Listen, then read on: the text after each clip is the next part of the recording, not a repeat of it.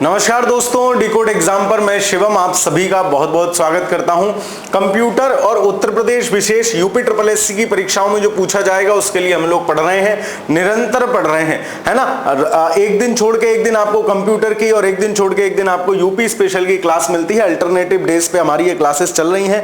आज हम कंप्यूटर की ये तीसरी कक्षा है। अगर आपने कंप्यूटर की और 2 क्लासेस नहीं देखी हैं तो प्लेलिस्ट वाले सेक्शन में जाकर अवश्य देखकर आइए। कंप्यूटर हार्डवेयर की दूसरी क्लास है। कंप्यूटर हार्डवेयर से कई प्रकार के प्रश्न पूछे गए हैं। मैं कोशिश कर रहा हूं, जो हम तरीका अपनाते हैं प्रश्नों के माध्यम से कंसेप्ट क्लियर करने का, ताकि सवाल किसी भी तरीके से आए लेकिन आप कर पाए। आप निश्चित मानिए, यदि आपके पास ये किताब है तो किताब लेके साथ में बैठा करिए। जो मैं बताता हूं उसको लिखते रहा करिए। कुछ ट्रिक्स बताता हूं, कुछ और चीजें बताता हूं। ये किताब अच्छे से आप लोग कर लीजिए। इसके बाद घटना चक्र की और एक किताब प्रकाशित होने को है, कंप्यूटर ऑब्जेक्टिव करके। कंप्यूटर की थ्योरी की तो उन्होंने एक बुक प्रकाशित कर दी है। कंप्यूटर ऑब्जेक्टिव भी एक किताब आनी है। फिर अगर कोशिश करेंगे ये कंप्लीट करके उसको कर लेंगे, ताकि कंप्यूटर का जो 15 नंबर का सेगमेंट है वो आपका खराब ना हो, वो आपका 100% सही हो। ऐसे ही यूपीजी के यूथ वाली करके, क्योंकि अभी उसमें तो समय है, लोअर पीसीएस की परीक्षा सितंबर अक्टूबर में होगी। फिर हम पूर्वावलोकन भी अगर समय रहेगा तो कर लेंगे यूपी स्पेशल का। खैर, तो अभी शुरुआत करते हैं। कंप्यूटर हार्डवेयर की दूसरी क्लास है। पिछली क्लास में क्वेश्चन नंबर 36 तक हमने सवाल कर लिए थे। आज हम थोड़ा स्पीड में भी चलेंगे और आप लोगों की निरंतर डिमांड ये है कि सर कंप्यूटर के क्वेश्चन ज्यादा कराइए, कंप्यूटर की क्लास थोड़ा रेगुलर, मतलब रेगुलर तो क्लास हो ही रही है लेकिन कंप्यूटर की डेली लीजिए। तो मैं एक काम कर रहा हूं, क्योंकि यूपी भी मुझे कराना ही है ना, तो मैं एक काम करता हूं कि कंप्यूटर के कुछ क्वेश्चंस बढ़ा देता हूं। जैसे आज मैंने सोचा था क्वेश्चन नंबर 80 तक कराएंगे, लेकिन आज हम क्वेश्चन जितने इसमें कंप्लीट है 101 है, फिर उसके बाद कुछ पॉइंट्स है वो सब कर लेंगे। थोड़ा क्लास हो सकता है 1 घंटे से ज्यादा की हो, तो ठीक है कंप्यूटर की क्लास थोड़ी बड़ी कर लेते हैं ताकि चीजें सही रहे, आप लोगों की भी बात मानी जाए, है ना। और आप लोग कमेंट करते हो मैं देखता हूं, ऐसा थोड़ी है कि कमेंट नहीं देखता हूं आपकी बात नहीं सुनी जाएगी, सब कुछ सुना जाएगा।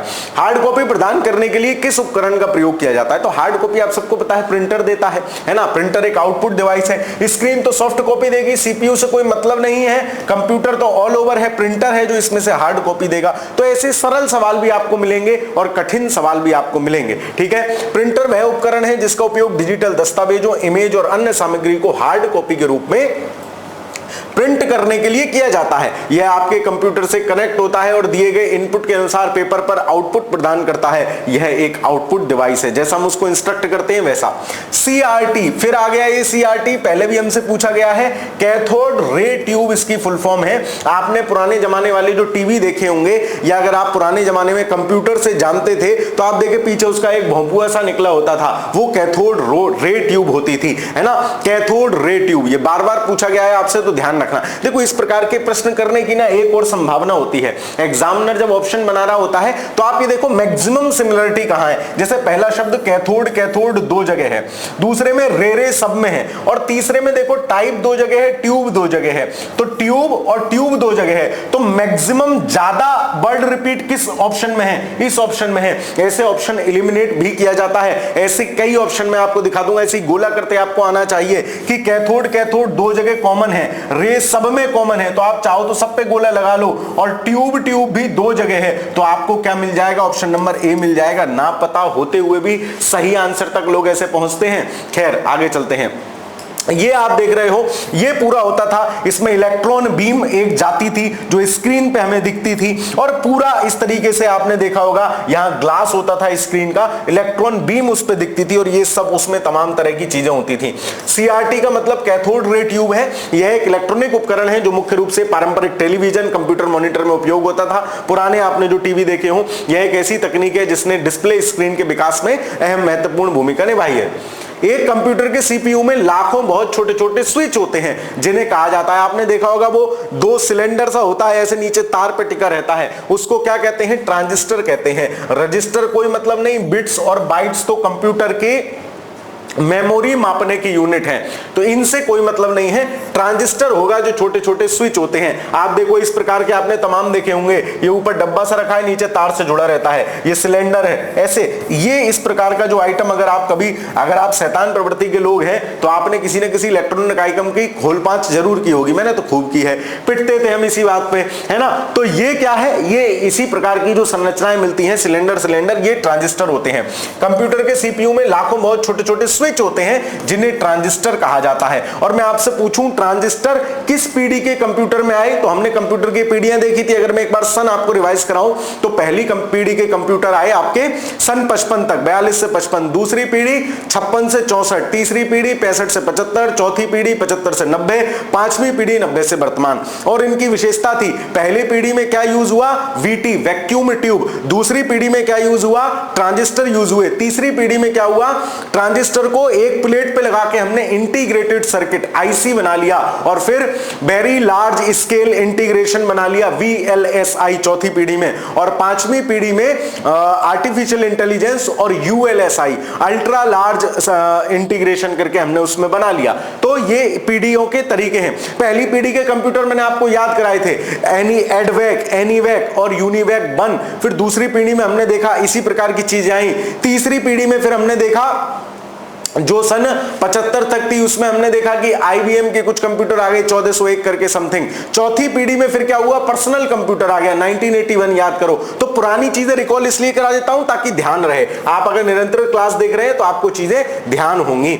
निम्नलिखित में से किस प्रकार का स्कैनर प्रकाश स्रोत की सहायता से वर्ण, अंक और कोड को पढ़ता है और प्रतियोगी परीक्षाओं में वस्तुनिष्ठ प्रकार के उत्तर पत्रों के लिए उनका उपयोग किया जाता है। तो आपको पता है प्रतियोगी परीक्षाओं में वस्तुनिष्ठ के लिए क्या किया जाता है, ओएमआर शीट का यूज किया जाता है। And what is the full form of OMR, optical character recognition नहीं, ऑप्टिकल मार्क रिकॉग्निशन, जो आपने ऑप्शन को मार्क किया है उसका रिकॉग्निशन, ओएमआर टेक्निक। देखो यहां भी वो बात फॉलो होगी, ऑप्टिकल ऑप्टिकल देखो कहां है, ओ का मतलब 3 में ऑप्टिकल है, फिर आ जाओ रिकॉग्निशन तीनों में है। लेकिन आपको अगर ये पता है कि जो वो होता है वो मार्क किया हुआ आता है, उसकी फुल फॉर्म ओएमआर ही है, तब भी आप ना पता होते हुए भी इस ऑप्शन नंबर बी पे चले जाएंगे। आगे चलते हैं दोस्त। ओएमआर ऑप्टिकल मार्क रिकॉग्निशन, इसकी फुल फॉर्म भी कई बार आपसे पूछी जाती है। एक प्रकार का स्कैनर होता है जो प्रकाश स्रोत की सहायता से वर्ण, अंक और कोड को पढ़ता है। इसका प्रयोग प्रतियोगी परीक्षाओं में वस्तुनिष्ठ प्रकार के जो प्रश्न होते हैं उनमें किया जाता है।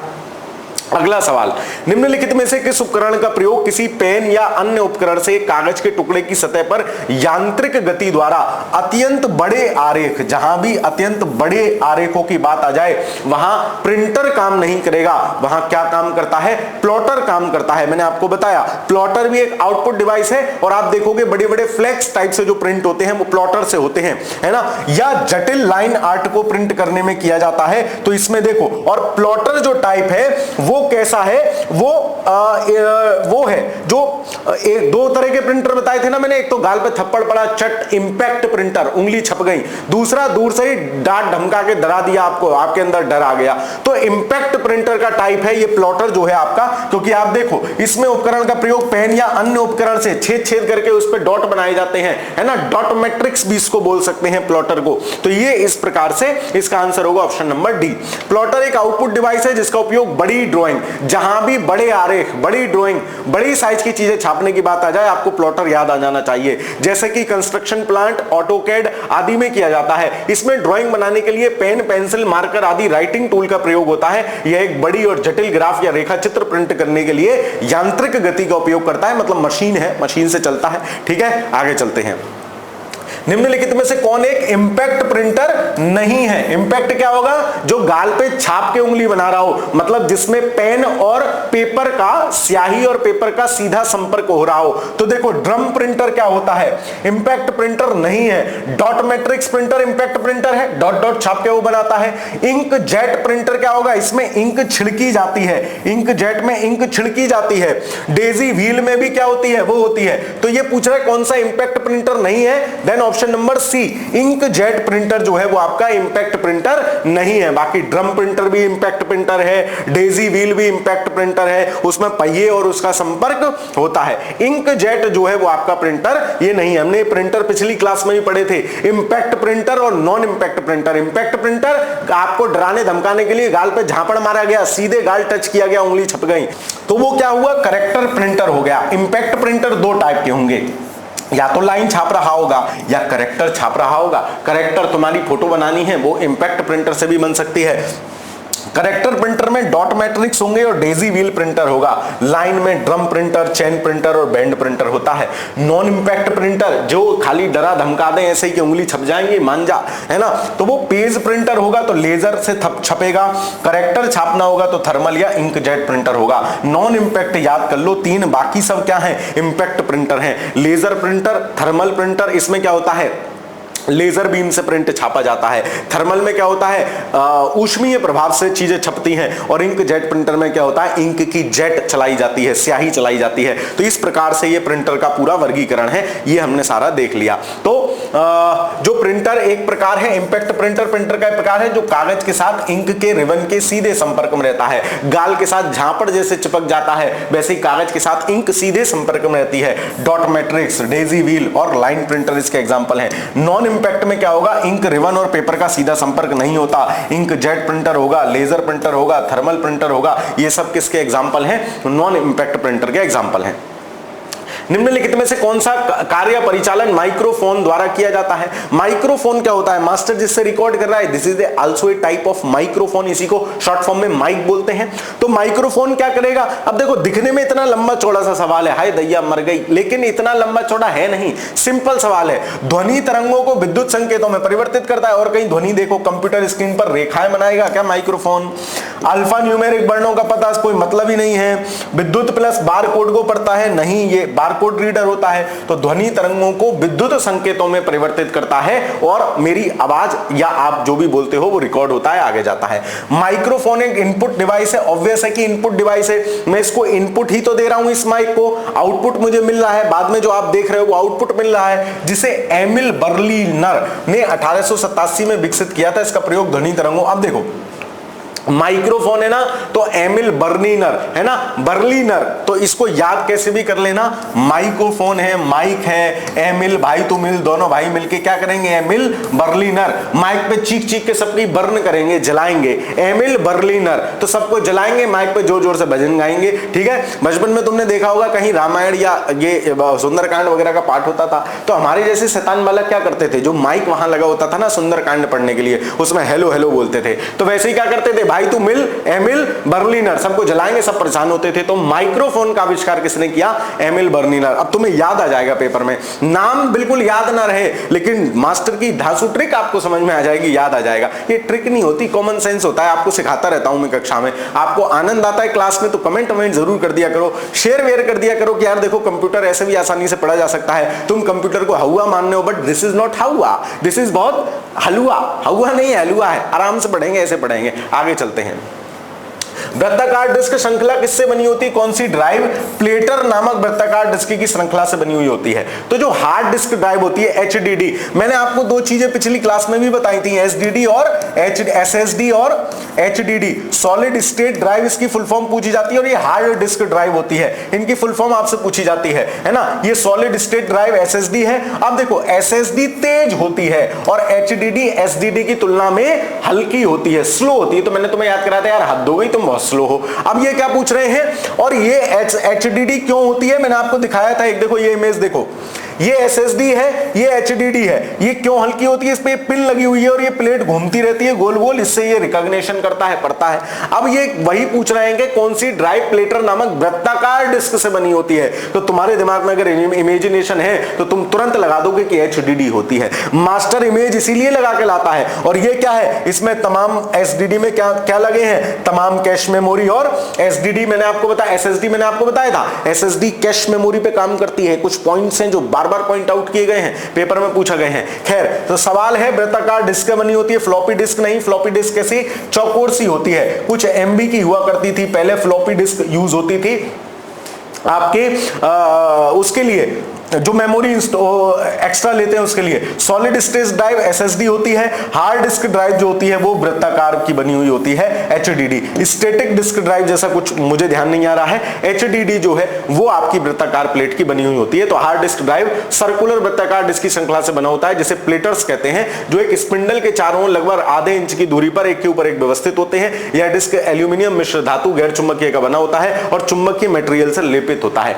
इसके ऊपर चुंबकीय मटेरियल लगा हुआ होता है, तो इस प्रकार से ये काम करती है। ठीक है, चलिए रैम के बारे में क्या सही नहीं है, तो आपको पता है रैम एक प्रकार की वोलेटाइल मेमोरी है, अस्थायी मेमोरी है, और कंप्यूटर का जो प्रचालन है, कंप्यूटर में जो प्रोग्राम रन हो रहे हैं उसमें रैम हेल्प करती है। आपने सुना होगा यार फोन अच्छी रैम का लेना, क्यों लेना, ताकि वो फोन हैंग ना करे, स्पीड अप हो।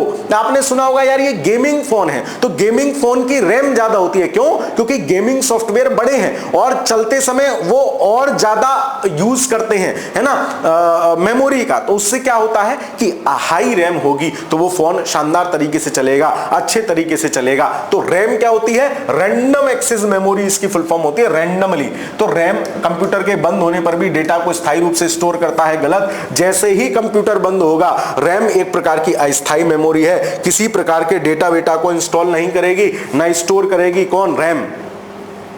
रैम को मुख्यतः एसआरएम और डीआरएम दो प्रकार में वर्गीकृत किया जाता है, ये सही है। एसआरएम और डीआरएम से भी सवाल पूछे गए हैं। एसआरएम क्या होती है, एसआरएम को बार बार रिफ्रेश करने की आवश्यकता नहीं होती। डीआरएम, बोले यार तुम बहुत डरपोक हो, तुम्हें बार बार रिफ्रेश करना पड़ता है, तो डीआरएम को बार बार रिफ्रेश करना पड़ता है। ठीक है, रैम एक रीड राइट मेमोरी है, बिल्कुल ठीक है।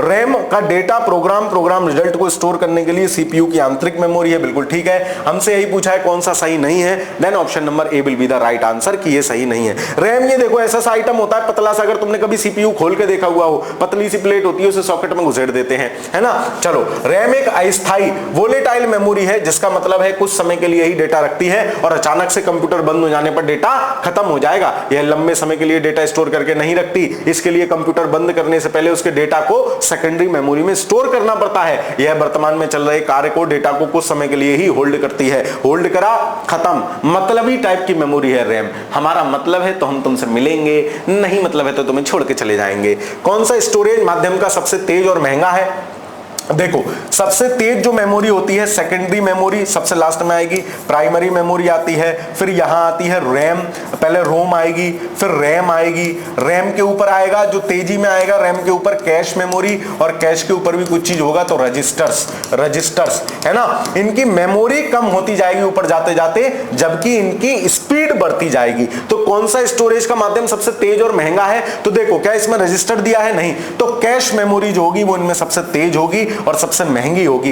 कैश मेमोरी बेसिकली क्या करती है, सीपीयू और रैम, यानी जो हमने इनपुट दिया है और रैम के बीच में एक और का, रैम को समझने में देर लगे तो रैम का भी स्पीड अप। कैश मेमोरी को मान लो पंखे का कंडेंसर, पंखे की अपनी स्पीड है लेकिन कंडेंसर उसे और तेज भगा देता है, ऐसे ही कैश मेमोरी का हिसाब है। तो ये देख लो, सबसे ऊपर सबसे नीचे फिर एचडीडी, फिर रैम होती है, फिर कैश होती है, कैश से ऊपर रजिस्टर होते हैं। ठीक है, चलिए डेटा को बनाए रखने के लिए निम्नलिखित में से किस प्रकार की मेमोरी को लगातार रिफ्रेश किया जाना चाहिए, तो मैंने आपको बताया इसके दो प्रकार होते हैं, डीआरएम और एसआरएम रैम के। तो एसआरएम जो होता है ना वो कैसी है, वो स्टैटिक है, शांति है, और डी क्या है, डायनेमिक रैंडम एक्सेस मेमोरी है। एस क्या है, स्टैटिक रैंडम एक्सेस मेमोरी। तो डीआरएम को क्या होता है, डीआरएम बोले तुम डरपोक हो यार, बार बार फ्रेश करने की आवश्यकता होती है, तुम्हें एक बार में दम नहीं भरते हो, बार बार रिफ्रेश करने की आवश्यकता होती है। Then option number C will be the right answer. SRM और डीआरएम दोनों रैम के ही प्रकार हैं। SRM static random access memory है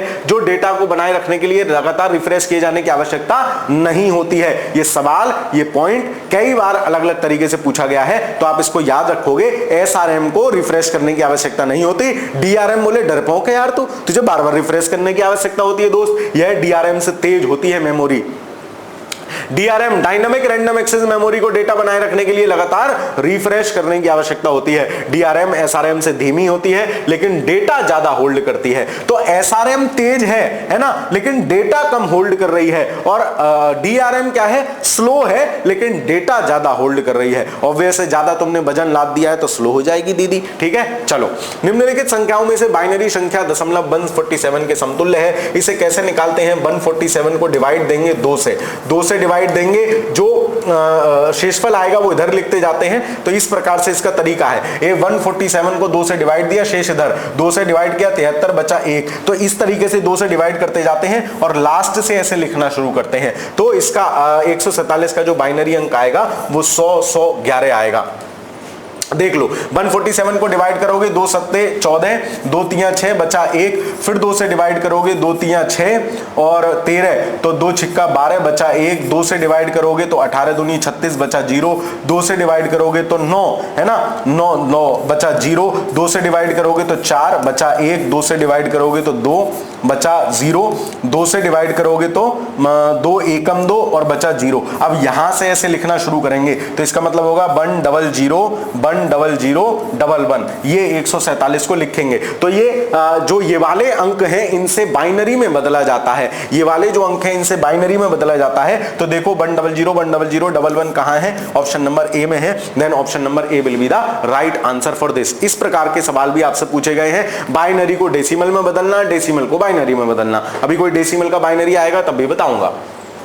आगे चलते हैं। बाइनरी संख्या प्रणाली में यह भी कह सकते हैं क्या, बेस 2 संख्याओं की प्रणाली होती है। 2 संख्या कौन कौन सी होती हैं, 0 और 1। बाइनरी इसको बोलते हैं ऑक्टल और इसको 16 वाली को बोलते हैं हेक्साडेसिमल, है ना। 16 वाली संख्या प्रणाली में 0 से 9 तक के अंक होते हैं, ए से लेके जी तक का नंबर होता है, तो ये हेक्साडेसिमल सिस्टम होता है। बाकी बाइनरी, इसको बाइनरी को बोलते हैं मशीनी भाषा, है ना। क्या बोलते हैं, मशीनी भाषा बोलते हैं। तो प्रथम पीढ़ियों के कंप्यूटर में भी मशीनी भाषा का प्रयोग किया गया था। ठीक है, आगे चलते हैं।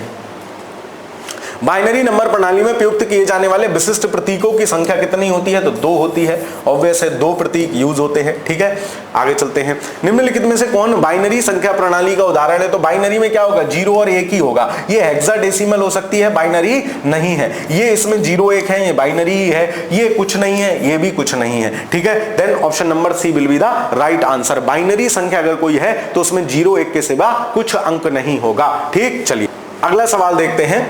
तो बाइनरी संख्या पद्धति एक ऐसी संख्या पद्धति है जिसमें संख्याओं को रिप्रेजेंट करने के लिए 0 1 अंक का उपयोग किया जाता है। कंप्यूटर प्रोसेसर केवल 0 1 को समझ सकता है, अर्थात कंप्यूटर केवल बाइनरी संख्या को आसानी समझ सकता है। 0 1 के प्रयोग से बनी संख्या बाइनरी संख्या होती है जिसका आधार 2 होता है। ऑब्वियस है। ठीक है, चलिए निम्नलिखित में से कौन सी मुख्य मेमोरी की विशेषता है। अब मेन मेमोरी क्या होगी, मेन मेमोरी कंप्यूटर की कार्यशील मेमोरी है, सेकेंडरी मेमोरी से ज्यादा तेज है। बिल्कुल, जो मेन मेमोरी होती है कंप्यूटर की, प्राइमरी मेमोरी होती है, वो सेकेंडरी मेमोरी से तेज होती है। कंप्यूटर की कार्यशील मेमोरी है, बिना प्राइमरी मेमोरी के कंप्यूटर नहीं चल सकता। यह भी बात बिल्कुल सही है। अगर कंप्यूटर में रैम ही नहीं है तो कंप्यूटर चलेगा कैसे। Option number D will be the right answer for this question.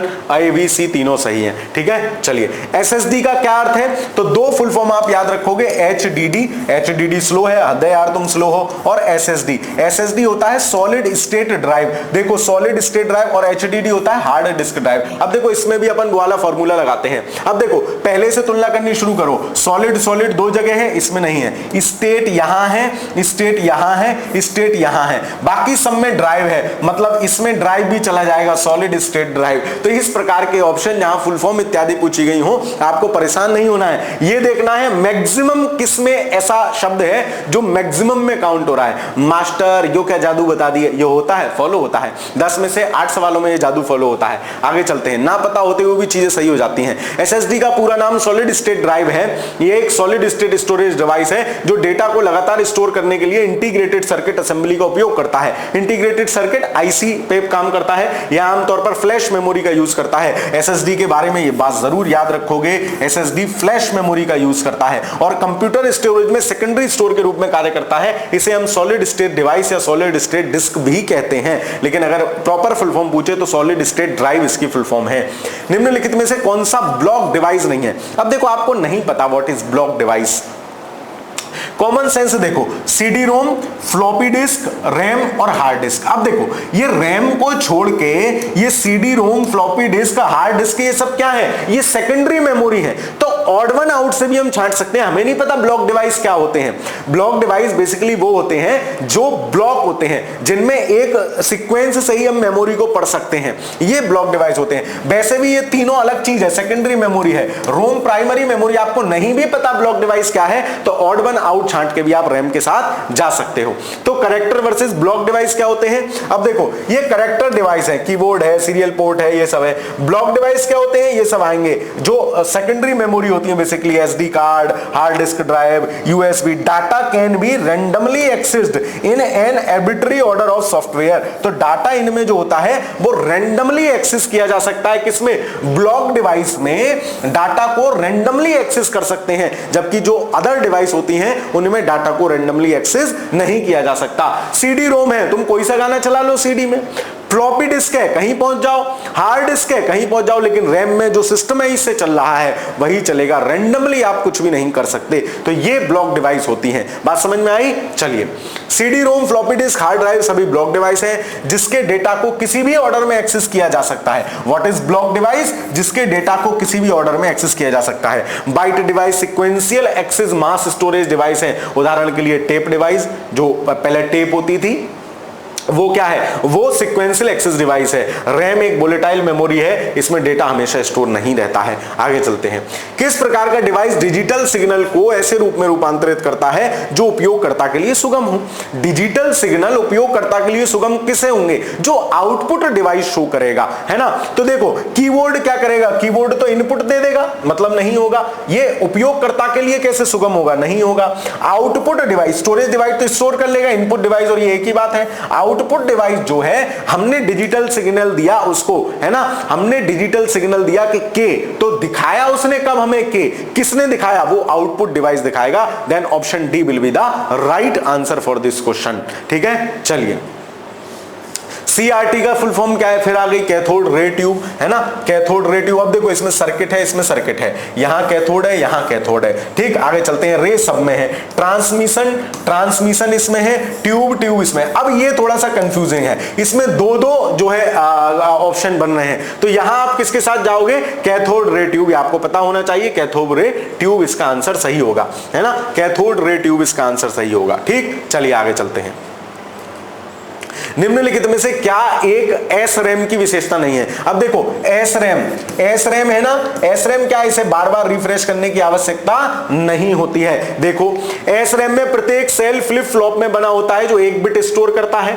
इसे एक सेकंड में कई बार रिफ्रेश करने की आवश्यकता होती है ना, डी रैम को होती है। क्यों? बोले तुम डरपोक हो, तुम्हें बार बार रिफ्रेश करने की आवश्यकता है। यही गलत हो जाएगा। डी रैम की तुलना में इसमें छोटी रीड राइट साइकिल होती है, तो डी रैम ज्यादा डेटा होल्ड करती है और एस रैम कम डेटा होल्ड करती है। लेकिन एस रैम स्पीड अप होती है, तेज होती है। एस रैम का उपयोग विशेष अनुप्रयोगों में किया जाता है। ये सारी बात सही है, लेकिन बार बार रिफ्रेश किसे करेंगे? बार बार रिफ्रेश डी रैम को करेंगे। बोले तुम डरपोक हो, तुम्हें बार बार रिफ्रेश करने की आवश्यकता होती है। ऐसा है नहीं, मैं आपको सिर्फ समझाने के लिए बता रहा हूं। निम्नलिखित में से कौन सा I/O डिवाइस का एक ब्लॉक डिवाइस है? अब देखो, ब्लॉक डिवाइस अभी मैंने आपको बताया, फिर भी इसमें क्या करो? देखो, टेप ड्राइव, तो टेप ड्राइव क्या ब्लॉक डिवाइस है? नहीं। टेप में तो गाना बजता था, साजन मेरा उस पार है। तुमने कभी डेग नहीं बजाया होगा। 12 गाने इधर से होते थे, 12 गाने उधर से होते थे, फिर उधर से दूसरा गाना चलता था, साजन मेरा उस पार। तुम्हें सुनना है महबूबा ओ महबूबा, तो महबूबा ओ महबूबा से पहले जो गाने हैं,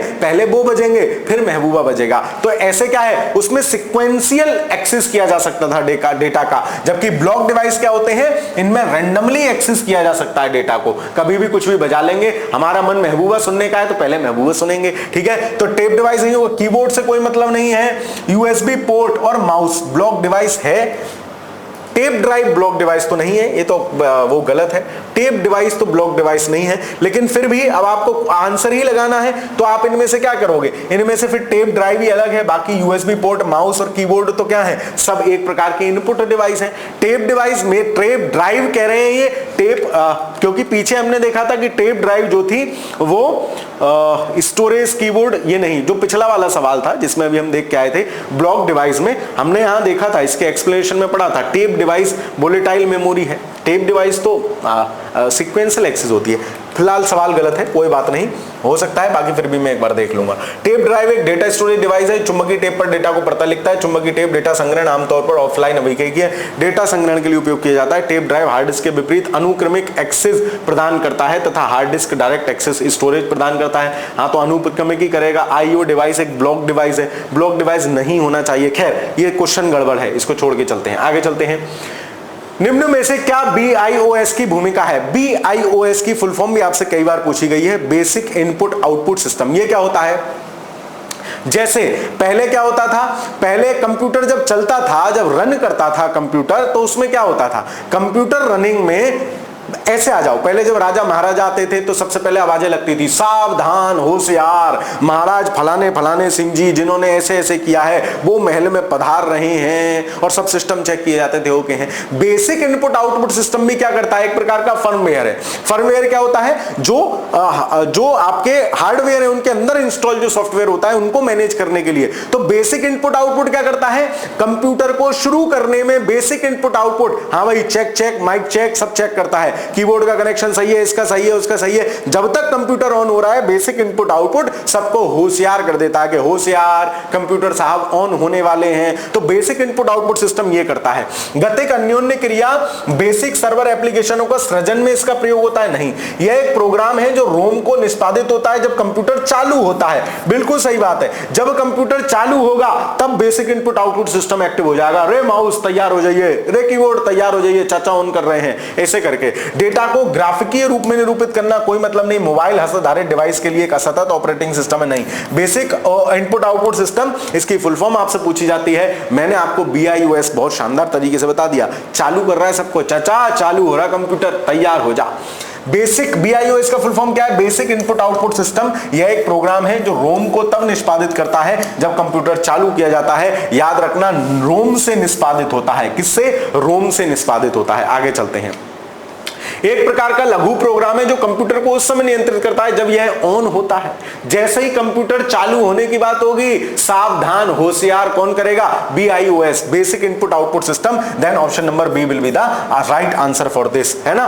और तब तक जब तक कि ऑपरेटिंग सिस्टम जो है उसको अपने नियंत्रण में न ले ले, फिर तो ऑपरेटिंग सिस्टम पे पूरा चलता है, ऑपरेटिंग सिस्टम सब मैनेज कर लेता है। अब option number B will be the right answer. BIOS basic input output system का संक्षिप्त रूप है। इसका उपयोग बूट प्रक्रिया के समय हार्डवेयर प्रारंभ करने के लिए किया जाता है। BIOS एक प्रकार का लघु प्रोग्राम है जो कंप्यूटर को उस समय नियंत्रित करता है जब यह ऑन होता है, और तब तक जब तक ऑपरेटिंग सिस्टम उसे अपने नियंत्रण में ना ले ले। ठीक, आगे चलते हैं।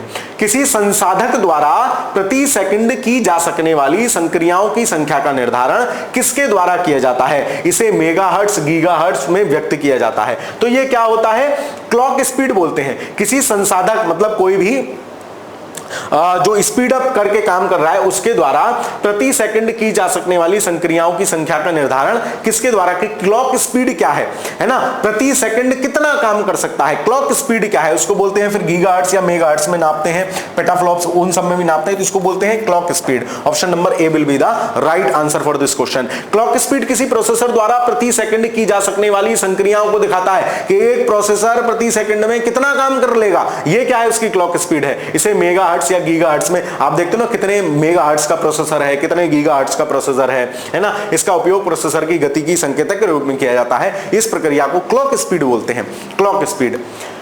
फिर क्या है, को काम करते रहने के लिए लगातार विद्युत आपूर्ति की आवश्यकता पड़ती है, तो रैम होगी। लगातार विद्युत आपूर्ति बने रहने के कारण इसके अंदर भंडारित किए जाने वाले डेटा को याद रखने के लिए रिफ्रेश नहीं करना पड़ता है। अब रैम है, विद्युत की जरूरत है, मतलब रैम की बात हो रही है। अब वो कह रहा है कि रिफ्रेश नहीं करना पड़ता है, तो SRM होगी। DRM होती तो डरपोक है भाई, तुझे बार बार रिफ्रेश करना पड़ता है।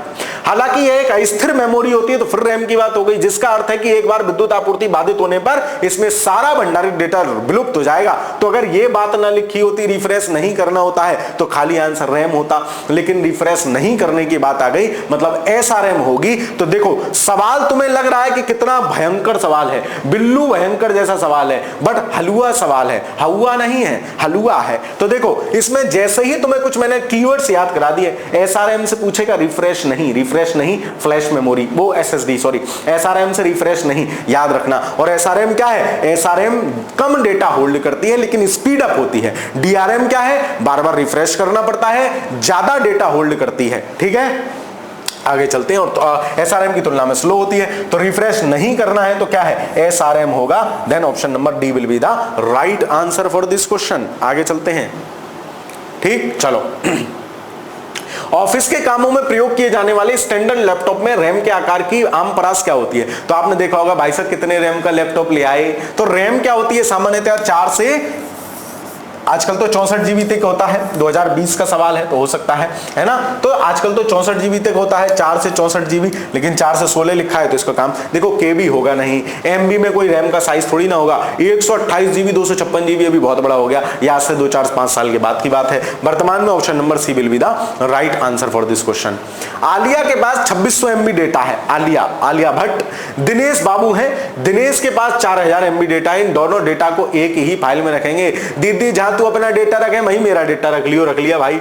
भंडारण क्षमता वाले यूएसबी फ्लैश ड्राइव में डाला जा सकता है। देखो 2600 MB और 46, ये हो गया टोटल 6600 MB डेटा हो गया, 6600 MB डेटा हो गया। अब अगर 1 GB में तो कितना होता है, 1024 MB होते हैं, इसमें आएगा नहीं। 2 GB में 2048 MB हो जाएंगे, इसमें आएगा नहीं। 6 GB की पेन ड्राइव में कितना होगा, 24 गुणा 6, 2 छक्का 12, 4 6 24, 144, 6144 MB डेटा होगा। किसमें, 6 GB की पेन ड्राइव में, इसमें भी नहीं आएगा। मतलब 10 GB की पेन ड्राइव हो बॉस, तब ये सारा डेटा आ पाएगा 6600 MB डेटा। दीदी भैया दोनों एक ही पेन ड्राइव में डेटा स्टोर करेंगे, 10 GB की पेन ड्राइव कम से कम हो।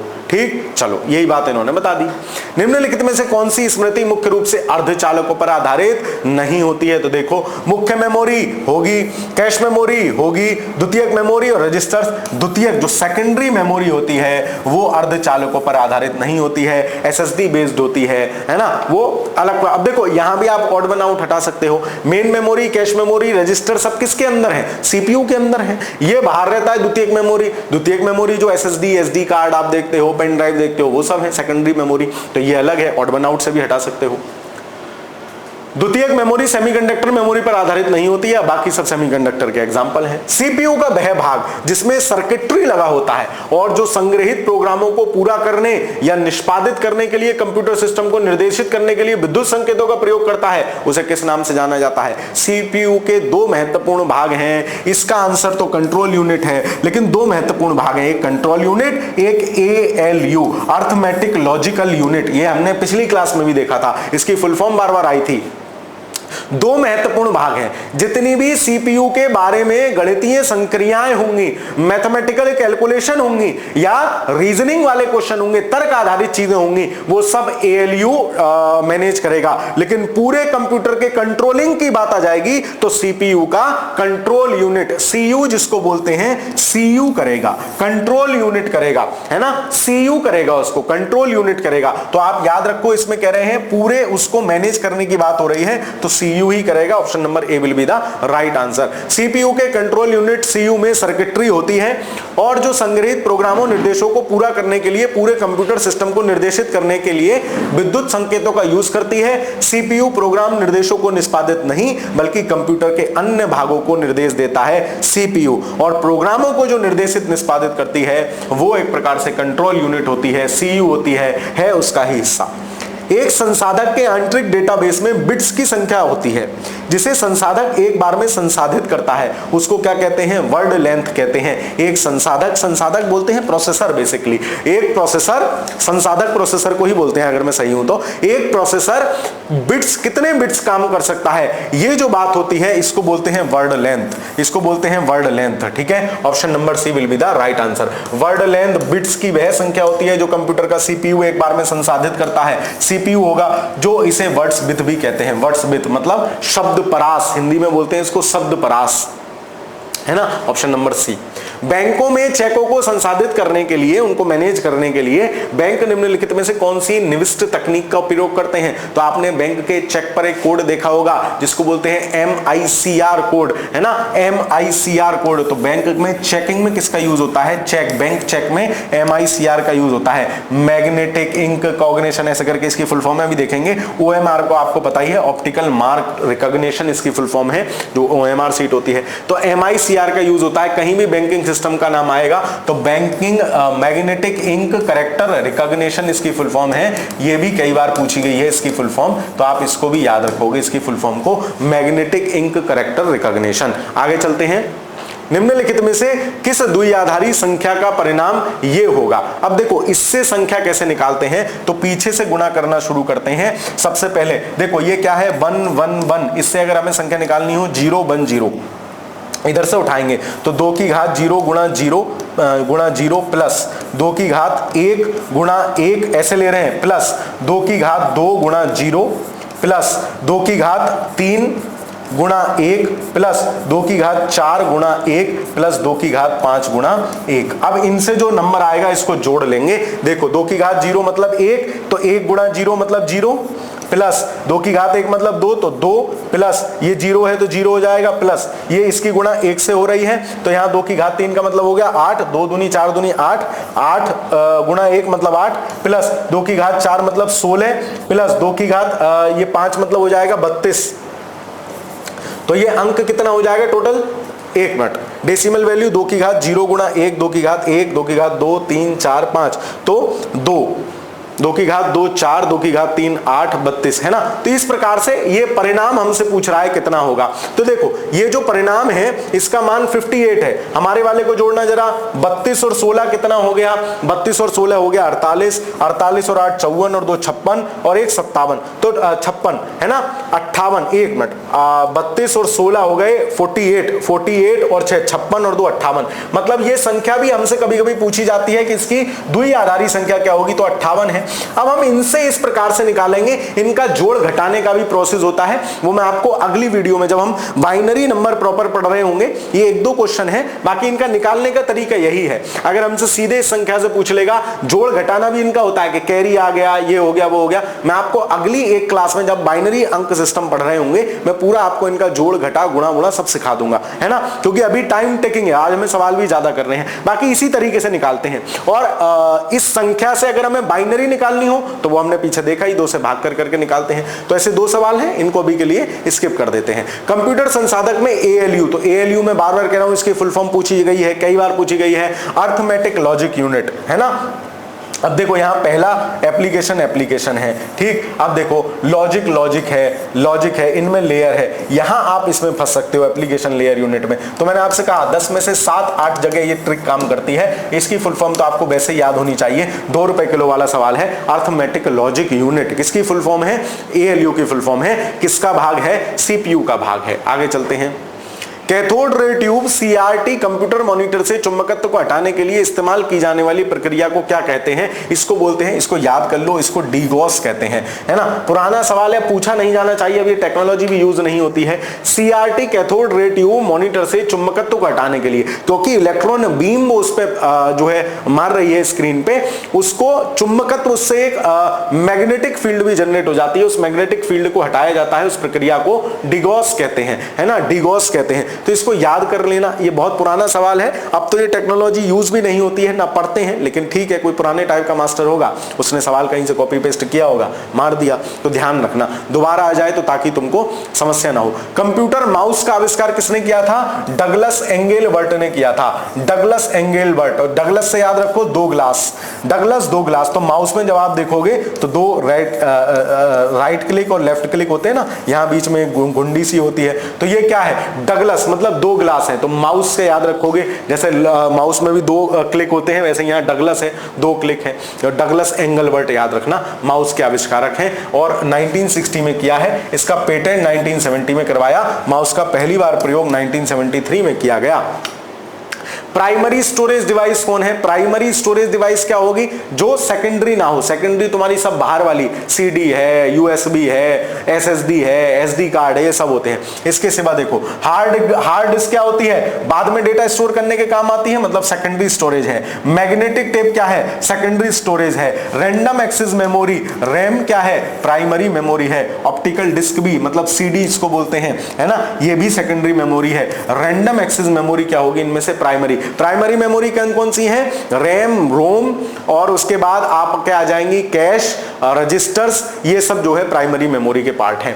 ठीक है, अब देखो पूरा दिया है। स्टोरेज डिवाइस मेमोरी क्या क्या होती है? CPU को प्रोसेस करने के लिए इनपुट डेटा निर्देश चाहिए होता है, इनपुट डेटा निर्देश स्टोरेज डिवाइस मेमोरी में। अब देखो प्राथमिक मेमोरी और सेकेंडरी मेमोरी या सहायक। अब प्राथमिक मेमोरी में भी तीन होंगी, नॉन वॉलेटाइल यानी नॉन वॉलेटाइल स्थायी प्रकार की मेमोरी, ये रोम होती है। तो रोम में पी रोम होगी, ईपी रोम होती है, डबल ईपी रोम होती है। फिर कैश होती है एक मेमोरी।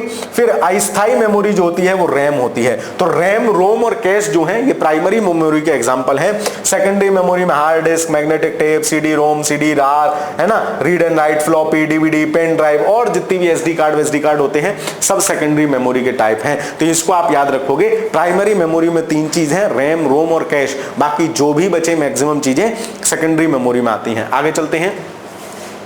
निम्नलिखित में से कौन सा अस्थायी मेमोरी या अस्थिर मेमोरी के रूप में जाना जाता है? तो रैम जो है, RAM, रैम जो है ये अस्थायी या अस्थिर मेमोरी होती है, वॉलेटाइल मेमोरी होती है। केवल तभी तक चालू रहेगी जब तक कंप्यूटर ऑन है, उसको लाइट मिल रही है, तभी तक ये काम करेगी। उसके बाद इसका काम खत्म, टाटा बाय बाय, है ना। चलो आगे चलते हैं। तो रैम की फुल फॉर्म आपसे कई बार पूछी गई है। रैंडम एक्सेस मेमोरी एक कंप्यूटिंग डिवाइस है जिसे मेमोरी यूनिट के किसी भी लोकेशन पर संग्रहित डाटा को पढ़ने या स्टोर करने के में एक समान समय लगता है। रैम एक प्रकार की अस्थायी मेमोरी है जिसे अस्थायी मेमोरी के रूप में जाना जाता है। यह छोटी सी सूचना आप सभी के लिए, यदि आप लोअर पीसीएस या लेखपाल परीक्षा की तैयारी कर रहे हैं, आपको लगता है कि मेरे अंक तो ठीक ठाक हैं, मैं मेंस के लिए तो शॉर्टलिस्ट हो जाऊंगा, पर मेरी अभी पूरी तरीके से तैयारी नहीं है, मैं चाहता हूं कि प्रॉपर कोई मुझे सब्जेक्ट्स पढ़ा दे, मुझे नोट्स दे दे, मैं मेहनत कर सकता हूं, तो आपको डिकोड एग्जाम का आरोहण बैच ज्वाइन कर लेना चाहिए। इसमें हर बैच के हर सब्जेक्ट के आपको वीडियो लेक्चर्स मिलेंगे, प्लस उनके नोट्स भी आपको मिलेंगे। कंप्यूटर, यूपी स्पेशल, इन सब के नोट्स आपको मिलेंगे, प्लस वीडियो लेक्चर्स आपको मिलेंगे। तो एक बहुत शानदार बैच है जिसमें आप न सिर्फ अपनी अच्छे शानदार तरीके से तैयारी कर सकते हो, बल्कि खुद को कॉन्फिडेंट भी महसूस कर सकते हो। तो इस बैच आरोहण बैच है। इस आरोहण बैच में हम आपको रिकॉर्डेड वीडियो लेक्चर्स और उनके पीडीएफ बाइलिंगुअल नोट्स देंगे, करंट अफेयर्स की मासिक वीडियो मिलेगी, करंट अफेयर्स की पत्रिका मिलेगी, महत्वपूर्ण टॉपिक्स के हल मिलेंगे, पीवाईक्यू क्वेश्चंस आपको मिलेंगे, नियमित टेलीग्राम टेस्ट भी होगा। इस पूरी, अगर आपको लगता है कि मास्टर पढ़ बहुत लिया, कुछ टेस्ट वेस्ट सा दिलाओ जिसमें कुछ टेस्ट सा हो, तो आपके लिए टेस्ट सीरीज भी है जो मात्र 700 रुपए में है। आरोहण टेस्ट सीरीज है, इसमें 130 सेक्शनल टेस्ट हैं जो हम आपके डेली सेक्शनल टेस्ट लेंगे। उस सबका सेक्शनल टेस्ट का भी डेमो मैं आपको एक दिन दे दूंगा, ताकि आपको एक आइडिया लग सके कि सेक्शनल टेस्ट में भी हम किस लेवल की चीजें आपसे करवा रहे हैं। तो डेली आपको 25 प्रश्नों की प्रैक्टिस होगी, डेली सेक्शनल टेस्ट होगा और कुल जमा इसमें 5250 प्रश्न होंगे। 130 सेक्शनल टेस्ट और 20 full length test, 150 test series की फुल लेंथ श्रृंखला है और मात्र 700 रुपए में आप चाहें तो इस बैच में इंक्लूड हो सकते हैं। बहुत शानदार एक्सप्लेनेशन, अच्छे क्वेश्चन, यूपी ट्रिपल एससी के पैटर्न पर आधारित सवाल हमने आपसे इसमें पूछे हैं। आप चाहें तो इस बैच के एक एक डेमो वीडियोस, चाहे वो आरोहण बैच हो या आरोहण टेस्ट सीरीज हो, decode exam new play store से डाउनलोड कर सकते हैं, वहां से जाके देख सकते हैं। कोई भी समस्या, कोई भी शंका समाधान हो तो इन नंबरों पर कॉल या मैसेज कर लीजिए, आपके जो भी डाउट्स हैं वो सॉल्व कर दिए जाएंगे इस टेस्ट सीरीज से रिलेटेड, या फिर आप आरोहण बैच से रिलेटेड कुछ भी जानना चाहते हैं। आगे चलते हैं। अस्थायी रूप से संग्रहित डेटा के लिए उपयोग किए जाने वाला शब्द क्या है? तो अस्थायी रूप से अगर डेटा संग्रह रहेगा तो कहां रहेगा? रैम में रहेगा। रैम में रहेगा तो उसको कैसा कहेंगे? कैश डेटा कहेंगे। कैश डेटा कहेंगे, अस्थायी रूप से संग्रहित है। अस्थायी रूप से संग्रहित डेटा के लिए प्रयोग किए जाने वाला शब्द क्या है? कैश डेटा है, क्योंकि कैश मेमोरी भी होती है, वो रैम से ऊपर होती है और यह डाटा कैश मेमोरी में होता है। कैश मेमोरी कंप्यूटर के सीपीयू एवं मुख्य मेमोरी के बीच का भाग होती है, जिसका उपयोग बार बार उपयोग में आने वाले डेटा और निर्देशों को संग्रहित करने के लिए किया जाता है, जिस कारण मुख्य मेमोरी और प्रोसेसर के बीच की गति का अवरोध दूर हो जाता है। तो कैश मेमोरी इस प्रकार की चीज है जो मतलब थोड़ा स्पीड अप मेमोरी होती है और ऐसे काम करती है। अगला सवाल, परिधीय उपकरण कार्य क्षमता। कल हमने एक आइटम देखा था, ये इसको क्या बोलते थे? PS समथिंग करके थे ना, पेरिफेरल परिधीय। इसको देखते हैं। परिधीय उपकरण कार्य क्षमता जोड़ने के लिए कंप्यूटर सिस्टम से कनेक्ट होते हैं। ये बेसिकली क्या इनका काम होता है कि आसपास की जो भी कंप्यूटर की चीजें हैं, नाम से क्लियर है, परिधीय उपकरण, परिधीय मतलब चारों तरफ वाले उपकरण जोड़ने के लिए कंप्यूटर सिस्टम का कनेक्ट होते हैं, जिसमें से कौन सा परिधीय उपकरण नहीं है? अब देखो समझो, माउस, मुद्रक यानी प्रिंटर, स्कैनर और मदरबोर्ड। अब देखो इसमें भी ऑड वन आउट आपको छांट लेना है। तुम्हें नहीं पता परिधीय उपकरण कार्य क्षमता क्या होती है, कैसे कनेक्ट होते हैं, लेकिन ऑप्शन में से ऑड वन आउट छांट लो कि यार माउस, मुद्रक यानी प्रिंटर और स्कैनर अलग टाइप की चीजें हैं और मदरबोर्ड एक अलग टाइप की चीज है। तो मदरबोर्ड होगा, मदरबोर्ड पे तो बल्कि ये लगे हुए ही होते हैं ताकि चीजें कनेक्ट कर पाए। ये जो आप स्विच देख रहे हैं ना, इनमें चीजें लगती हैं, इनको बोलते हैं, ये जो आप ड्रम से देख रहे हो ये रजिस्टर है ना, ये मदरबोर्ड का पूरा आपका आपका एक एग्जांपल है।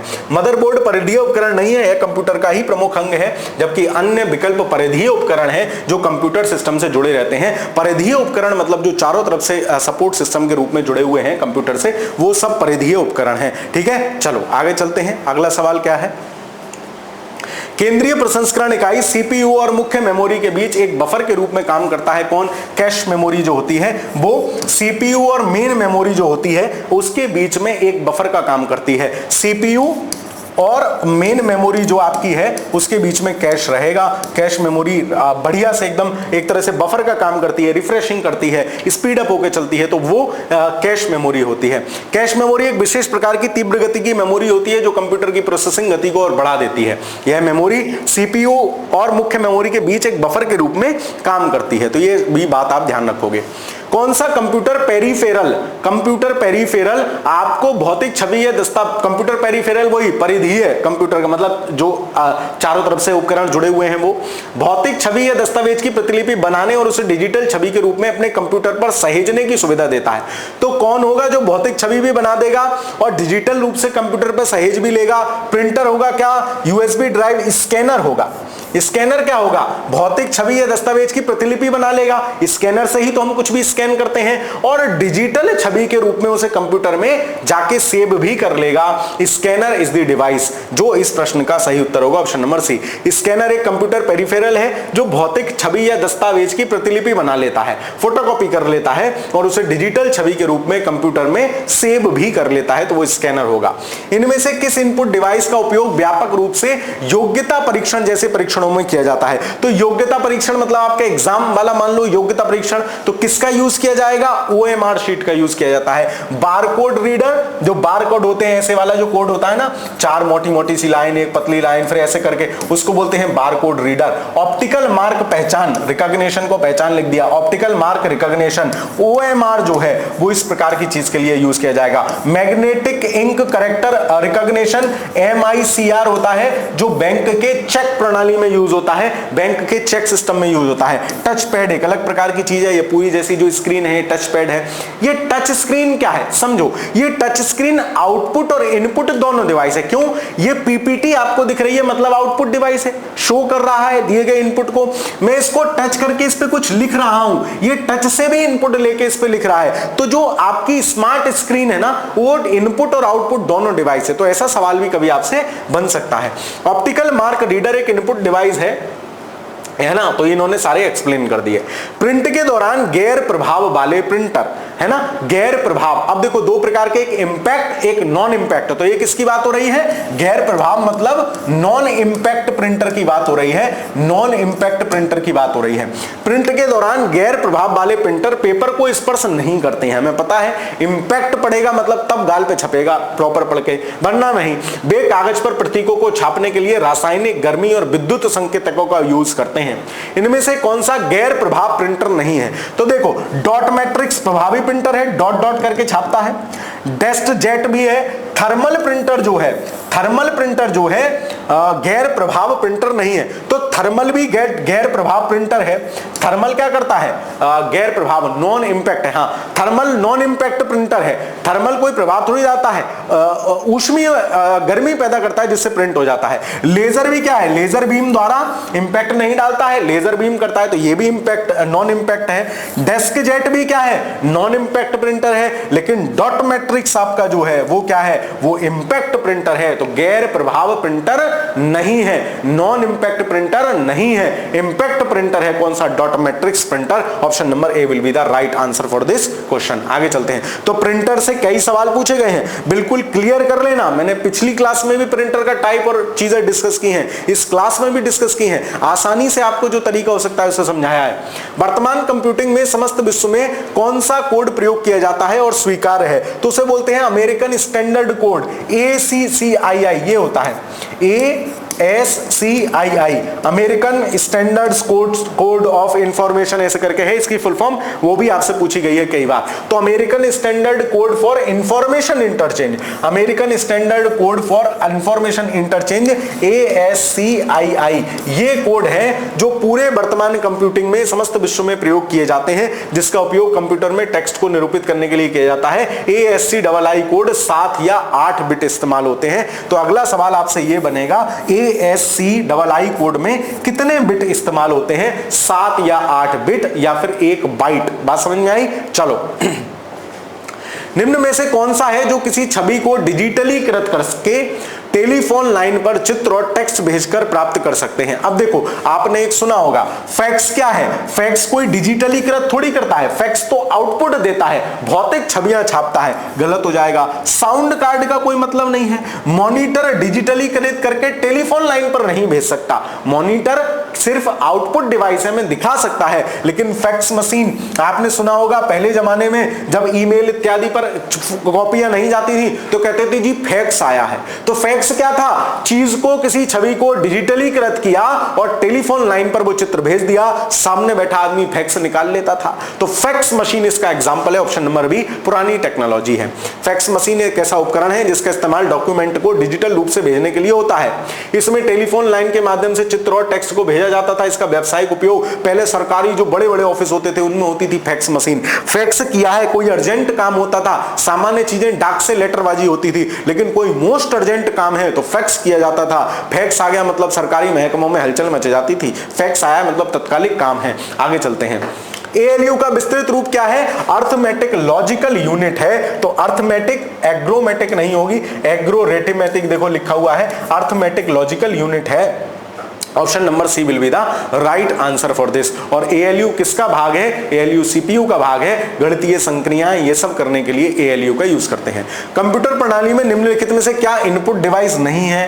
कीबोर्ड इनपुट डिवाइस है, प्रिंटर आउटपुट डिवाइस है, माउस और स्कैनर भी इनपुट डिवाइस है। हमसे पूछ रहा है कौन सा इनपुट डिवाइस का एग्जांपल नहीं है। Then printer will be the right answer for this question. Printer एक इनपुट डिवाइस का एग्जांपल नहीं है। कंप्यूटर प्रणाली में निम्नलिखित में से सबसे अधिक संग्रह क्षमता किसकी होती है? तो देखो, सबसे पहले क्या होता है? बिट, उसके बाद क्या होता है? बाइट, बिट के बाद बाइट, फिर केबी, केबी से बड़ा होगा एमबी, एमबी से बड़ा होगा जीबी, जीबी से बड़ा होगा टीबी, टीबी से बड़ा होगा पीबी, पेटाबाइट, पीबी, फिर लास्ट में होते हैं, पहले होता है जेटाबाइट, फिर होता है योटाबाइट, और यहां होगा टीबी, टीबी, पीबी, एक और होता है बीच में, है ना। तो ये इनकी क्रोनोलॉजी है पूरी, ठीक है। तो अब देखो इनमें क्या है सबसे अधिक संग्रह, तो ये केबी हो गया, ये जीबी हो गया, ये एमबी हो गया, ये टीबी हो गया। तो इनमें सबसे बड़ा कौन है? टेराबाइट है। सबसे बड़ा कौन है? टेराबाइट है। ऑप्शन नंबर सी।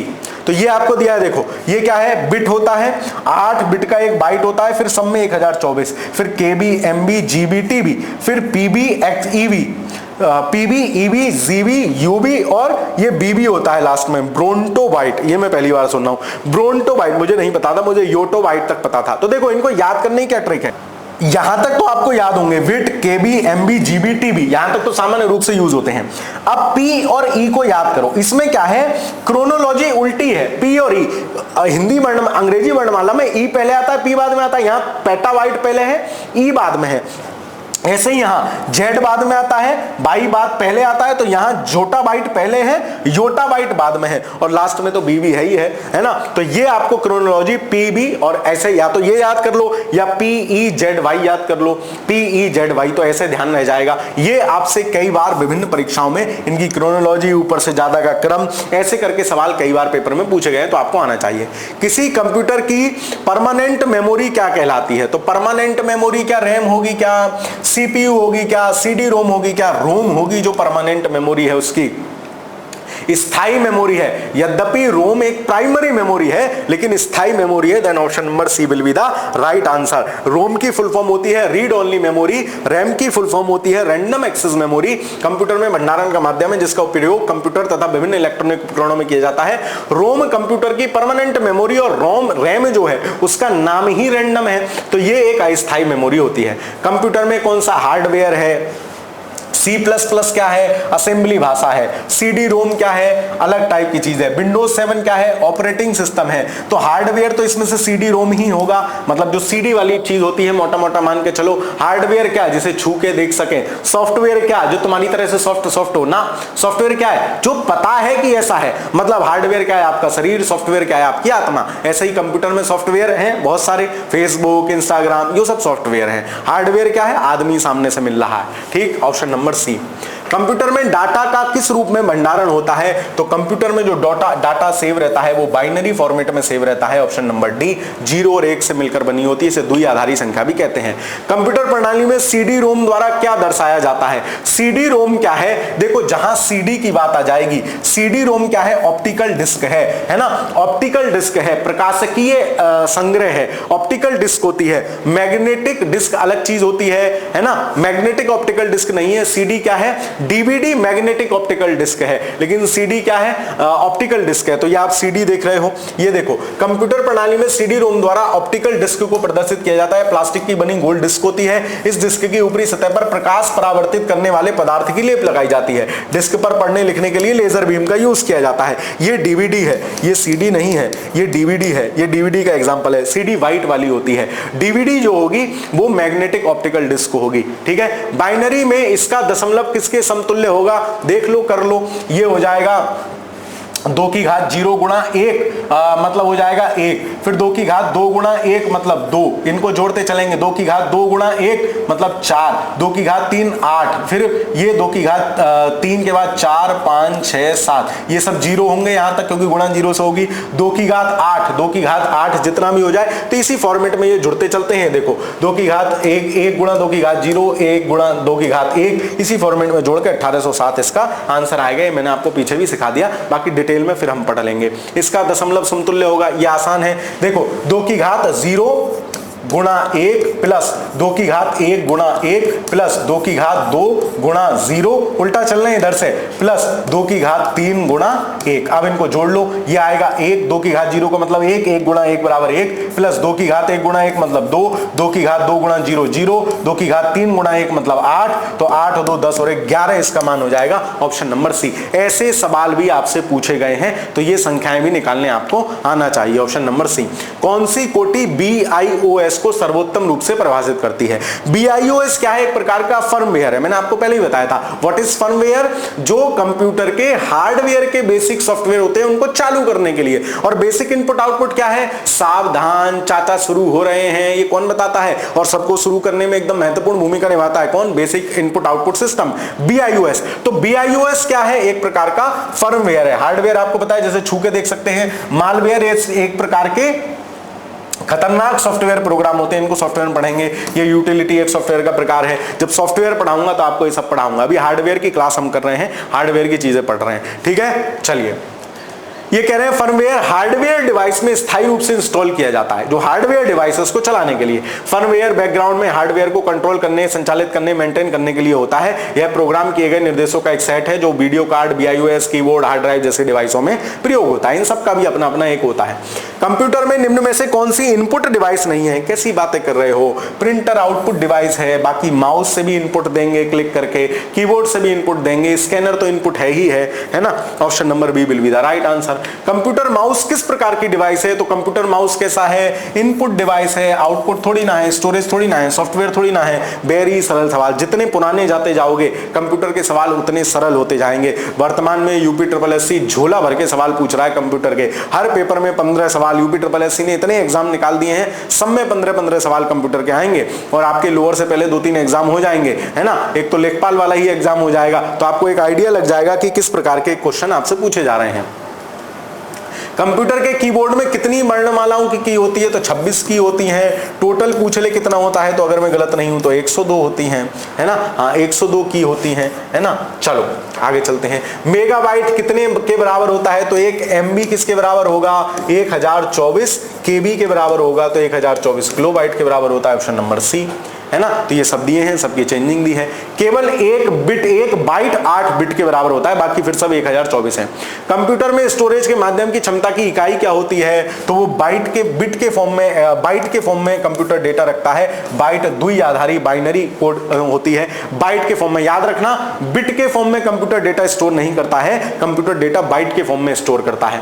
कंप्यूटर की स्मृति सामान्य तौर पर बाइट, केबी, एमबी के रूप में व्यक्त की जाती है। बिट स्टोरेज की सबसे छोटी इकाई मानी जाती है, लेकिन बाइट का उपयोग हम स्टोरेज क्षमता मापने के लिए करते हैं। कितने बाइट का है, पीछे बाइट लगा हुआ है ना, कितने केबी का है, एमबी का है, जीबी का है, ये सब। निम्न में से कौन सी मेमोरी सबसे कम एक्सेस समय है, तो सबसे कम एक्सेस समय मतलब सबसे तेज मेमोरी होगी। कौन सी मेमोरी सबसे तेज होती है, तो कैश मेमोरी सबसे तेज होती है। Option number A will be the right answer for this question. Cache memory सबसे तेज होती है। ठीक, चलिए ये दिखाया है। Magnetic tape, hard disk, flash USB, फिर रैम होती है, फिर कैश मेमोरी होती है, और सबसे तेज रजिस्टर होते हैं। वर्चुअल मेमोरी का आकार किस पर निर्भर करता है, तो वर्चुअल मेमोरी का आकार डिस्क में कितना स्पेस है इस पे निर्भर करेगा, एड्रेस लाइन सब पे निर्भर करेगा नहीं, डिस्क के स्पेस पे निर्भर करता है। वर्चुअल मेमोरी क्या होती है, जब रैम को थोड़ी और आवश्यकता होती है तो वो कुछ मेमोरीज वर्चुअल मेमोरी बना के किसी सेकेंडरी मेमोरी में स्टोर कर लेता है। तो सेकेंडरी मेमोरी में डिवाइस का स्टोरेज कितना है उस पर ही डिपेंड करेगा वर्चुअल मेमोरी का साइज। वही पूछा है, वर्चुअल मेमोरी का साइज किस पर निर्भर करता है, तो डिस्क स्पेस पर निर्भर करता है। संभवतः अंतिम प्रश्न है, कंप्यूटर के सभी हार्डवेयर की जांच कौन करता है। चाचा चालू हो रहे हैं, उठो उठो उठो जागो, तो कौन जांच कर रहा है सबकी, BIOS, basic input output system. ये कई बार पूछा गया है, इसको आप ध्यान रखोगे। BIOS का पूर्ण रूप बेसिक इनपुट आउटपुट सिस्टम है। एक सॉफ्टवेयर है जो मदरबोर्ड पर बने स्थायी रोम चिप नॉन वोलेटाइल में रखा जाता है। इसमें उपयोगकर्ता द्वारा परिवर्तन नहीं किया जा सकता। जैसे ही कंप्यूटर ऑन किया जाता है ये अपना काम शुरू कर देता है, पूरे हार्डवेयर को सेट कर देता है। अब हम आ जाते हैं कुछ महत्वपूर्ण वन लाइनर है, इनको स्पीड में पढ़ते हुए निकलते हैं। कोई नई बात होगी तो हम देखेंगे, पुराना पढ़ा हुआ होगा तो फटाफट करते चलेंगे। स्क्रीन पर रंगीन बिंदु मिलकर एक रंगीन पिक्सल बनाते हैं। बात ध्यान रखोगे, अच्छी बात है। 3 बिंदु मिलकर एक कलर्ड पिक्सल बनाएंगे। कितने, 3 बिंदु मिलकर। मॉनिटर पर सबसे छोटा दृश्य तत्व है क्या, पिक्सल। आपको ये इमेज दिख रही है, बिल्कुल मैं इसको जूम कर दूं तो सबसे मिनिमाइज जो चीज दिखेगी वो पिक्सल दिखेगा। और एक पिक्सल कितने डॉट्स से मिलकर बना होता है, 3 डॉट्स से मिलकर बना होता है। डॉट मैट्रिक्स क्या है, प्रिंटर है, और प्रिंटर में भी कौन सा प्रिंटर है, इंपैक्ट प्रिंटर है। कंप्यूटर की समस्त सूचनाएं आउटपुट देखने के लिए किसका प्रयोग किया जाता है, मॉनिटर का। कीबोर्ड में फंक्शन की कितनी होती हैं, फंक्शन की 12 होती हैं। देखो ये कीबोर्ड में जब हम पढ़ेंगे कीबोर्ड को पूरी डिटेल में तब मैं बताऊंगा। कीबोर्ड में फंक्शन की कितनी होती हैं, 12। फंक्शन की क्या है, जो किसी विशेष फंक्शन के लिए हो, जैसे कैप्स लॉक है, शिफ्ट है, कंट्रोल है, अल्ट है, ये सब। प्रिंटिंग हेड और कागज का संपर्क होता है इंपैक्ट प्रिंटर में, सिंपल है। पॉइंट एंड ड्रॉ डिवाइस है, माउस है, पॉइंट करते हैं और ड्रॉ करते हैं। जो व्यक्ति कंप्यूटर इनपुट के लिए अपने हाथों का प्रयोग नहीं कर पाते उनकी सहायता कर सकता है स्पीच रिकॉग्निशन, ऑब्वियस है, बोलकर भी आजकल तो कंप्यूटर में काम होता है, टाइपिंग हो जाती है। मेमोरी में स्टोर्ड डिजिटल इमेज बनाने के लिए तथा हस्तलिखित मुद्रित टेक्स्ट को पढ़ने के लिए स्कैनर का यूज होगा, ऑब्वियस है। पहला कंप्यूटर माउस किसने बनाया था, डगलस एंगलबर्ट ने, हमने अभी पीछे देखा था। सबसे ज्यादा प्रयोग में आने वाला पॉइंटिंग इनपुट क्या है, माउस है। बाकी और भी पॉइंटिंग इनपुट होते हैं, ट्रैक बॉल होता है, जॉयस्टिक होता है, ये सब होते हैं। पॉइंटिंग इनपुट मतलब वही कर्सर जो चलाए, पॉइंट करे। कंप्यूटरों के लिए प्राथमिक आउटपुट डिवाइस क्या है, तो मॉनिटर है। सबसे पहला जो आउटपुट कंप्यूटर का दिखता है वो मॉनिटर पर दिखता है। फिर आप प्रिंटर से ले लो, फिर आप और किसी चीज से, प्लॉटर से निकाल लो, लेकिन सबसे पहला जो आउटपुट डिवाइस है, सबसे पहले जो चीज दिखेगी वो मॉनिटर पे दिखेगी। वे डिवाइस हैं जो आसानी से जो जानकारी एंटर करती हैं और कंप्यूटर के साथ कम्युनिकेट करती हैं। तो जानकारी एंटर कौन करेगा, इनपुट डिवाइस करेगा। Dot pitch resolution refresh rate से पहचान की जाती है मॉनिटर की गुणवत्ता की, उसका रेजोल्यूशन कितना है, मतलब कितने हाई क्वालिटी का वो इमेजिनेशन हमें दिखा सकता है। कंप्यूटर मुख्य कंप्यूटर सीपीयू से जुड़े हुए सभी बाह्य डिवाइसों को कहते हैं पेरिफेरल डिवाइस कहते हैं। हमने बार परिधीय संसाधक बोलेंगे, पेरिफेरल डिवाइस बोलेंगे, ये हमने पढ़ा अभी। एएमडी क्या है, एडवांस माइक्रो डिवाइस है। एएमडी एडवांस माइक्रो डिवाइस है, इसके प्रोसेसर होते हैं एएमडी प्रोसेसर, तो एडवांस माइक्रो डिवाइस है। एटीए का फुल फॉर्म क्या है? Advance technology attachment, ATA advance technology attachment. तो ये पॉइंटर जो दिए हैं ना, ये अन्य परीक्षाओं में पूछे गए हैं। यूपी ट्रिपल एससी के तो उसने एक जगह प्रश्न दे दिए, लेकिन अन्य परीक्षाओं के प्रश्न तो यहां से भी सवाल बनेगा। डीडीआर का पूर्ण रूप क्या है? डबल डेटा रेट है।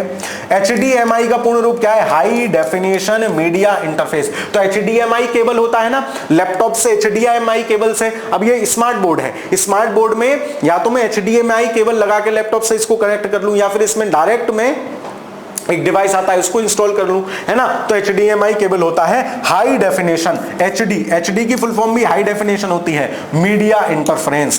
पीसीआई का फुल फॉर्म क्या है? Peripheral component interconnect. ये पीसीआई कई बार पूछा गया है भाई, परिधीय जो अन्य उपकरण है वो, तो उसको पीसीआई बोलते हैं, पेरिफेरल कंपोनेंट इंटरकनेक्ट, क्योंकि वो कनेक्ट कर रहा है ना, तो पेरिफेरल कंपोनेंट इंटरकनेक्ट, परिधीय कंपोनेंट कनेक्शन जो होते हैं पीसीआई। ऑप्टिकल डिस्क का उदाहरण क्या है? तो सीडी है, CD digital versatile disc, DVD optical disc है, मैग्नेटिक ऑप्टिकल डिस्क है। इसको मैं एक बार देख लूंगा, हो सकता है मैंने आपको पीछे बताया हो तो कुछ मिस हो, मैं देख लूंगा। यूजर द्वारा डेटा को एक से ज्यादा बार स्टोर करने की क्षमता होती है, सीडी रोम में होती है। कंप्यूटर वह भाग जो सूचना को स्टोर करने में सहायक होता है, डिस्क ड्राइव करती है, डिस्क कर सकती है स्टोरेज। वह डिस्क जिसको इरेज और रीराइट किया जाता है, इसको सीडी आरडब्ल्यू बोलते हैं, रीराइट। सीडी कौन सी है? एक सीडी आती थी जिसमें एक बार जो पिक्चर चली गई, आपके जमाने में तो वो नहीं है, पहले सीडियां मिलती थी पिक्चरों की, गानों की सीडियां मिलती थी। तो एक तो आती थी रिमूवेबल, जिसमें आपने किया उसको डेटा को हटा दो, इरेजेबल। तो ये क्या है? सीडी आरडब्ल्यू है ना, तो इसको री इरेजेबल है, रीराइट री इरेजेबल है। प्रोग्राम को सेट के निर्माण के समय कंप्यूटर को read only memory pre install किया जाता है, इसका अर्थ है फर्मवेयर है, जो फर्मवेयर होता है हर हार्डवेयर का पहला चीज। रैम में डेटा रिटेन करने के लिए सतत पावर सप्लाई की जरूरत होती है, क्योंकि रैम एक वोलेटाइल मेमोरी है, जैसे ही लाइट गई समझो डेटा उड़ गया। जो डिवाइस इंफॉर्मेशन स्टोर करती हैं कंप्यूटर कार्य करने के लिए, जिनका प्रयोग करते हैं, उन्हें क्या कहते हैं? स्टोरेज डिवाइस कहते हैं। प्राथमिक प्राइमरी स्टोरेज आंतरिक मेमोरी एवं प्राइमरी मेमोरी को कहा जाता है। कंप्यूटर की मेन मेमोरी होगी, सेकेंडरी मेमोरी होती है जो आपकी अलग से एसएसडी कार्ड है, एसडी कार्ड है, यूएसबी ड्राइव है, ये सब है। देरी से बचने के लिए अगले डाटा या इंस्ट्रक्शन को प्रोसेस करने के लिए स्टोरेज स्पेस है। कंप्यूटर में बिल्कुल भी लैग ना आए, जैसे ही तुमने एंटर दबाया तो कैश मेमोरी क्या करती है? अपने पास एक बफर क्रिएट करके रखती है, स्पीड का बफर, वो क्या होती है? Cache memory. तो ये काम देरी ना हो, ये काम कैश करती है। रैम एक एग्जांपल है, वोलेटाइल मेमोरी का एग्जांपल है। सीडी आरडब्ल्यू का क्या? कॉम्पैक्ट डिस्क रीराइटेबल है ना, कॉम्पैक्ट डिस्क रीराइटेबल है। ये कॉम्पैक्ट डिस्क है जिसमें दोबारा से लिखे हुए जो डेटा है उसको सिर्फ एक बार नहीं, मिटा मिटा के बार बार नया डेटा चढ़ाया जा सकता है। स्थायी स्टोरेज डिवाइस क्या है? हार्ड डिस्क होगा। कंप्यूटर के स्पेस को जिसमें डेटा लोड होता है और काम करता है, तो वो क्या होगी? रैम। रैम में क्या होगा? जो कंप्यूटर में काम चल रहा है वो डेटा आएगा, काम होगा, फिर वो खत्म हो जाएगा तो रैम उसको हटा देगी। तो रैम को इसीलिए वोलेटाइल या अस्थायी मेमोरी कहा जाता है। वह मेमोरी यूनिट जिसको प्रोसेसर द्वारा अधिक तेजी से यूज किया जाता है। तो जहां भी तेजी की बात आ जाए, बफर की बात आ जाए और रैम की सहायता की बात आ जाए, रैम को इनहेंस करने की बात आ जाए, वहां आप कैश मेमोरी लगाओगे। द्वितीयक संचयक यूनिट नहीं है तो रैम प्राइमरी है, द्वितीयक संचयक सेकेंडरी मेमोरी की बात कर रहे हैं, सेकेंडरी स्टोरेज यूनिट की बात कर रहे हैं, ये प्राइमरी है। रैम का पूरा नाम क्या है? Random access memory. सेव कर कंप्यूटर बंद करने पर भी आपका डेटा यथावत रहेगा सेकेंडरी स्टोरेज में, प्राइमरी में तो डेटा निवट लेता है। किसी स्टोरेज मीडियम में स्टोर की जा सकने वाली डाटा की अधिकतम मात्रा को क्या कहते हैं? स्टोरेज क्षमता। आमतौर पर टेक्स्ट या इमेज जैसी छोटी फाइलों का उपयोग किया जाता है, केबी का यूज करते हैं। 1 बिलियन बाइट्स होते हैं, 1 गीगाबाइट। देखो बिलियन लगा दिया मतलब 10 लाख, तो लगभग उसकी कैलकुलेशन कर दी इन्होंने, तो 1 जीबी हो जाएगा, गीगाबाइट हो जाएगा। 8 डिजिट का बाइनरी नंबर क्या होगा? 1 बाइट होगा। 1 मेगाबाइट कितने के समान होगा? तो 1 MB 1024 केबी के बराबर होती है। तो 1024 केबी, फिर 1 केबी बराबर 1024 बाइट, तो 6 जीरो हो गए ना, 6 जीरो मिलियन में होते हैं, इसलिए अरे मतलब समझो 1000 मोटा मोटा मान लिया, फिर 1000 हो गया। अब ये क्या पूछ रहा है कंप्यूटर का? कहां गया? 1 मेगाबाइट, तो 1 MB जो है, 1 MB बराबर है 1024 केबी के, और 1 केबी बराबर है 1024 बाइट के, बिट बाइट के, हाँ 1024 बाइट के, तो 1024 मतलब 1000 मान लिया तो 10 की घात 6 हो गया, 10 की घात 6 मिलियन होता है, तो वही वो पूछ रहा है 1 मिलियन बाइट लिख दिया। आजकल सबसे ज्यादा प्रयोग में, और यहां हो सकता था 8 मिलियन बिट, क्योंकि 8 से गुणा हो जाती। आजकल सबसे ज्यादा प्रयोग में आने वाला कोडिंग सिस्टम क्या है? ऑस्की और एप्सिडिक है। ये मतलब उस प्रकार का अब ऑप्सी कोड ज्यादा उस प्रकार से यूज नहीं किए जाते। कंप्यूटर में किसी शब्द की लंबाई किसमें नापी जाती है? शब्द बिट्स में नापी जाती है। 4 बिट्स क्या कहलाते हैं? हाँ, ये जरूर याद रखना, 4 बिट का एक निबल होता है, ये मत भूलना। एक बिट 8 बिट, सबसे छोटी इकाई बिट है, 8 बिट का होता है एक बाइट, लेकिन 4 बाइट अगर मिल जाएंगे तो एक निबल बन जाएगा, तो ये निबल को मत भूलना दोस्त, ठीक है? ये महत्वपूर्ण है, हमने अभी तक डिस्कस नहीं किया। कंप्यूटर में डेटा की सबसे छोटी इकाई है बिट। लॉजिक गेट क्या होते हैं? एक प्रकार के सर्किट होते हैं, लॉजिक गेट्स हैं। आगे हम जब पढ़ेंगे बुलियन अलजेब्रा वगैरह पढ़ेंगे उसमें देखेंगे। 1 केबी किसके बराबर है? 1024 बाइट के। बाइनरी नंबर में 2 अंक होते हैं 0 1। कंप्यूटर सब्जेक्ट केबी का सामान्य अर्थ होता है किलोबाइट। कंप्यूटर पर इंफॉर्मेशन स्टोर की जाती है डिजिटल डेटा के रूप में। कैसे? Digital data, obvious digital data के फॉर्मेट में ही कंप्यूटर पर। 1 एमबी किससे बनेगा? 1024 केबी से। स्टोरेज का सबसे छोटा माप क्या होता है? बिट होता है। सबसे छोटा माप बिट होता है, बाइट लिखा है, ऑप्शन नहीं होगा इसलिए। बाइनरी सिस्टम एक नंबर सिस्टम है जिसका आधार है, आधार उसका 2 है, 0 और 1, ठीक है? ASCII का क्या फुल फॉर्म है? American standard codes for information interchange. तो ये बार बार आपसे पूछा गया है, पूरी दुनिया इस कोड को फॉलो करती है, इसको याद रखोगे।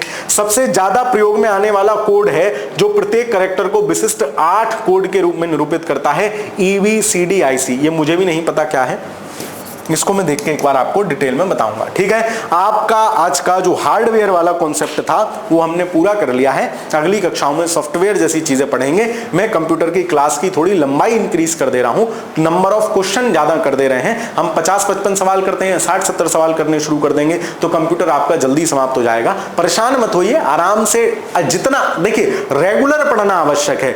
डेली पढ़ने से ज्यादा रेगुलर पढ़ना आवश्यक, मतलब डेली पढ़ने से नंबर ऑफ आवर्स से ज्यादा रेगुलर पढ़ना आवश्यक है। आप रेगुलर पढ़िए, रिवीजन करिए, क्वेश्चन प्रैक्टिस करते रहिए। आपको कोई समस्या हो तो इंस्टाग्राम पे @shivamasHV27 और टेलीग्राम पे @shivamasHV27 पर मुझे मैसेज कर सकते हैं। कुछ जानना, पूछना, समझना हो तो मैसेज कर सकते हैं, कुछ कहना हो तो मैसेज कर सकते हैं, जबरिया मैसेज नहीं करना है, ठीक है? तो ये बात आप सब लोग ध्यान रखिए। आज की क्लास यहीं खत्म होती है। चैनल पर आप नए हो तो चैनल को सब्सक्राइब कर लीजिएगा। वीडियो कैसी लगी कमेंट के माध्यम से जरूर बता दीजिएगा। आपके कमेंट किसी भी अध्यापक के लिए उत्साह का काम करते हैं, तो कमेंट इत्यादि अवश्य किया कीजिए। हाइप, लाइक ये सब कर दिया करिए। इस वीडियो को अपनी दोस्त, सखा, मित्र मंडली, सखा, सहेलियों में साझा कर देना। मिलता हूं आपसे अगली वीडियो में, तब तक के लिए पढ़ते रहिए, खुश रहिए, धन्यवाद।